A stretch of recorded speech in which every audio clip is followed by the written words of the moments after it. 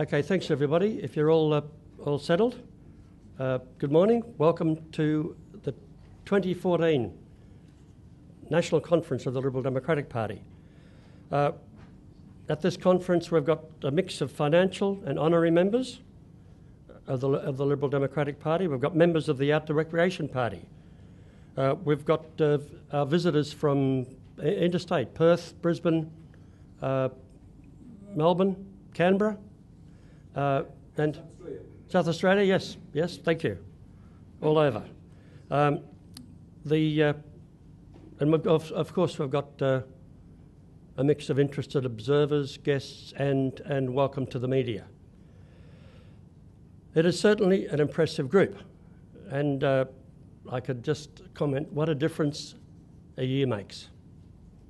What a difference an election makes, and getting someone elected and getting David into the Senate.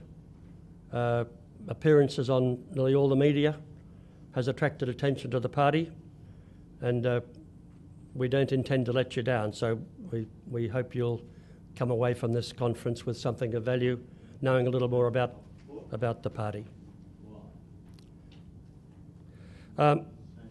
We've been holding national conferences since 2007, but until now only the most dedicated members came along, and the media totally ignored us. We did have guest speakers though, and let me tell you, from the bottom of my heart, those speakers who did support us before we became famous will always be remembered. We have a lot of new friends now, but our old friends are especially treasured. So thank you to speakers in the past. Today's conference is part of celebration of our success, but it's also part of a change process. We are no longer that weird little party with libertarian ideas, whatever they may be. No one took us seriously. In a small way, we have arrived, and we now need to think about the future and how we can convert that into something big for the party, but also for the good of Australia. In a moment, I'll hand over to David for a short talk, and we will then begin our program of speakers. And just to give you an idea of what's coming on, we're honoured to have as our keynote speaker Tim Wilson, the newly appointed Human Rights Commissioner. Tim is well known to us in the libertarian world because of his outstanding work at the Institute of Public Affairs. His message is much the same in his new job, but he now has a much bigger stage. We are also delighted to welcome speakers from other small political parties. Prior to the 7th of September, they were pretty much like us, small, ignored, trying to negotiate preferences with each other and hoping that they get enough votes to at least get noticed and hopefully to win a seat. We have significant common ground with each one of those other minor parties.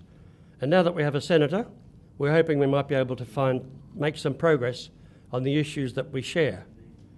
There are several reasons for that. First of all, it's what we believe in: liberty and freedom. We are a party of principle. Secondly, Senate elections are all about preferences. In future elections, we want to be able to exchange preferences with parties that we like and who like us. We don't think there was enough of that in the last election. Some of the strange bedfellows, but that's history. Thirdly, there are moves to change the Electoral Act to make it more difficult for small parties to even exist.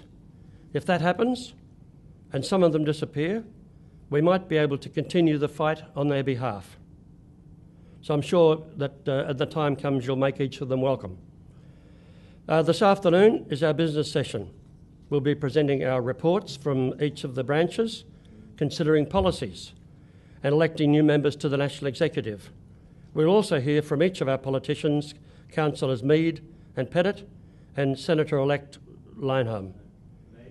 But first, some basic matters of housekeeping. If you've got cell phones, I would appreciate them being switched to silent. You don't have to switch them off, but if you are tweeting, we've got a hashtag LDP NC14. So we don't want you to be distracted from the topics of our guest speakers, but if you do happen to tweet, that'll be a hashtag to follow.